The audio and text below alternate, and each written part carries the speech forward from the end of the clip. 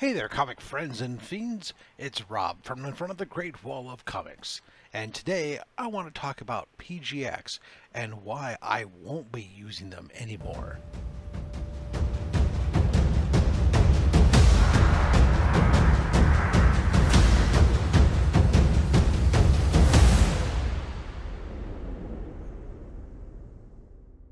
So if you've been a follower to my channel for quite some time, you've probably seen some of my videos on PGX openings, or my video why I use PGX for most of my grading. And those videos got a lot of reviews and a lot of people, and I got to express my opinion at that time about why PGX wasn't what everybody said it was, as far as a horrible being that was out to destroy the comic grading universe or something like that, whatever CGC form people say. And I'm still not saying that there's anything wrong with PGX grading, but there is a recent issue that has come about that now has made it where, for me personally, I can no longer use PGX to grade my comic books. Now, I will use them for things like authenticating original art, because comic book pages, they're the only ones who can do it. But there is an issue that I want to talk about, and that issue isn't what you think it is. It has nothing to do with the grading of the books themselves directly. So I've said many times that PGX, and if you want to take PGX grades and CGC grades and CBCS grades, and people want to talk about how PGX grades are different, I'll say absolutely, you're 100% correct. They are different. Is it easier? I don't know that that's the correct answer, but they use a different grading scale. I mean, or a different way to delineate the grading scale. Like CGC and CBCS, they use a 10.0 scale. However, CGC head grader has said that he starts grading at a 9.8, and that for a book to get 9.9 or a 10, it has to have certain plus attributes. They don't define what those are 100%. Well, heck, they don't hardly even define what the things are that deduct you down the way. They just really kind of say, like, it's a near mint book and it's a slightly less than near mint book, and that's about the extent of the details that they give in their very ambiguous grading scheme that we have always said, CGC, you are the best, like mindless zombies. CBCS is about the same. It hasn't told anybody 100% what their system is, but we assume, since Steve, the founder of CBCS, was at CGC at the very beginning and helped to set up the grading system, the assumption is that the CBCS and CGC grading system are very much on par. Now, PGX, however, uses the Overstreet grading guide. They post in detail what the Overstreet says for each of the different scales, far greater detail than the other ones, and they start grading at a 10. So just out of the bat, if you're going to grade books, grading a book that starts at a 10 and you work your way down, versus starting at a 9.8, working your way down, or having to have these plus attributes to go up, you're going to have a different scale there in that very top end. It starts to even out probably down in the middle. Now, the middle range has been probably some of the area where there's been a lot of the biggest differences between PGX and CGC, and I'll simply say that, again, it comes down to it's individual. The grader is going to be a lot to do with that, what they see, what they don't see. But I'm not a great person at the minutia of it, but I do know that there are certain things, such as the amount of page foxing or something else, that are graded differently between the two. And so there may be things such as whether or not a subscription increase, how that affects one book from one grading company versus another. So these differences account for a lot of that. So that's not my issue with PGX.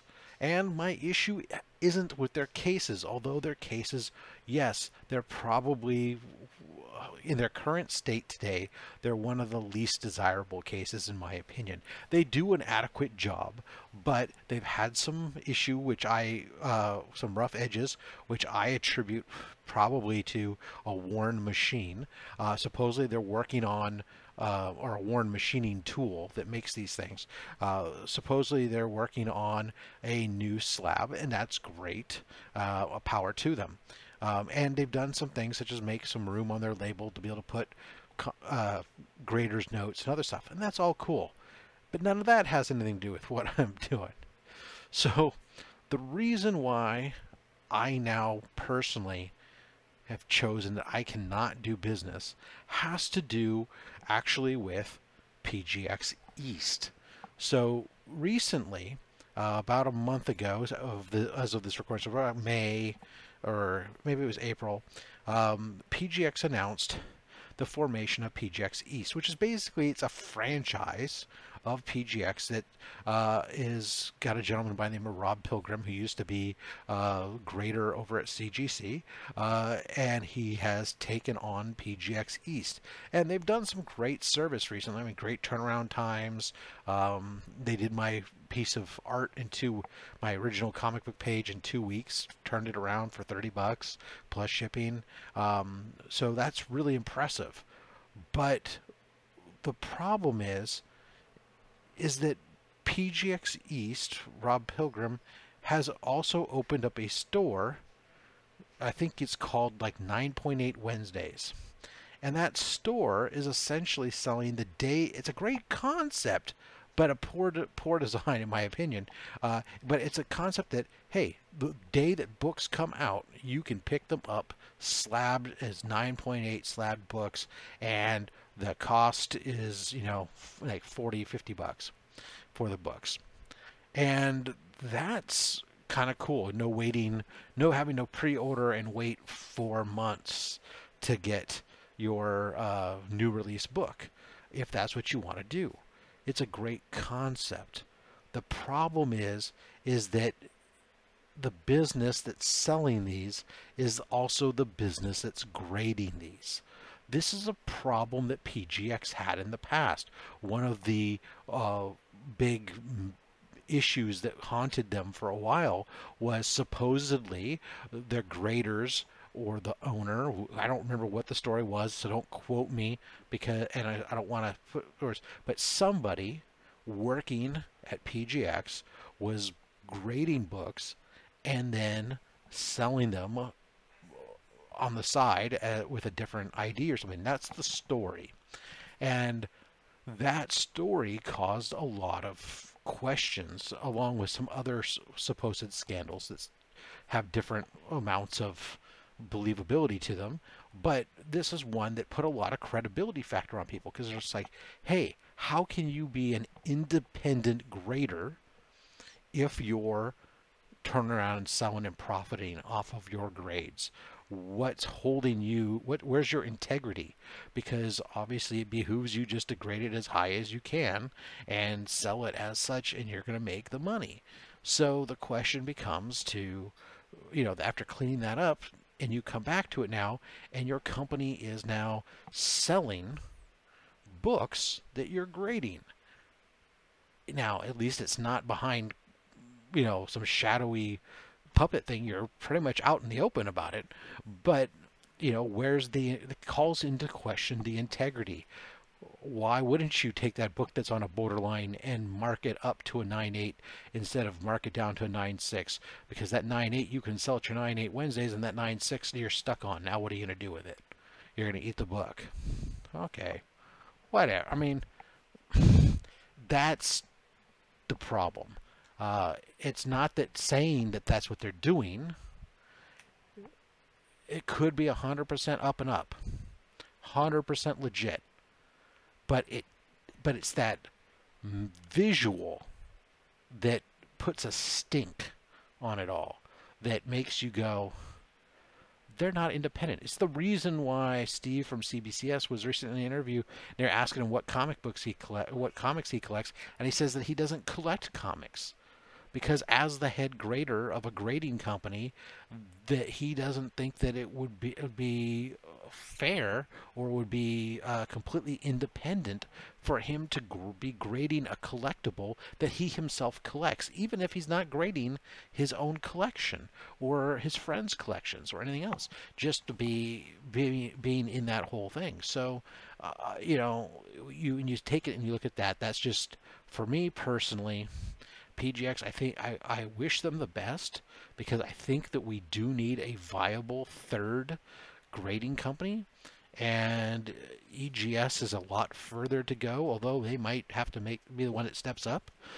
PGX I thought was making moves, but with the initial announcement of adding PGX East, and with the backgrounds of the individuals that were hired into PGX East, brought in a certain level of credibility, because you had one of their vintage comics graders coming in, you had their paper money grader coming in, you had these guys with industry experience and veterans that were respected coming in. I thought that was a great move, but then it was all just sullied by having the same company selling books and losing that independent feel.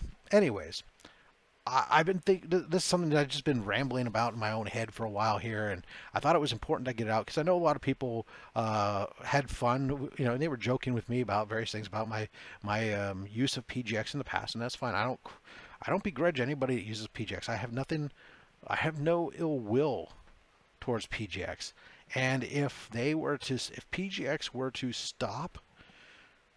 shut down this 9.8 thing, I would consider potentially using them again in the future. But the whole point of an independent grader is that it's that independent third party, and you can't be that if you have your beak in the getting a taste of the action, so to speak, right? You're getting your beak wet. So anyways, that is my thoughts. Of course, you should always do what you want and don't listen to me, because I'm just a fat man with a fat stack of comics and a fat opinion. Thanks for watching, guys. Let me know down below what your thoughts are about PGX and this whole selling these 9.8 things. And while you're at it, go ahead and hit that like and subscribe button. We're getting close to 500, which means it's going to be time for a big fiesta blowout giveaway extraordinaire. So if you're not subscribed, make sure you're subscribed up for that. Thanks again, guys.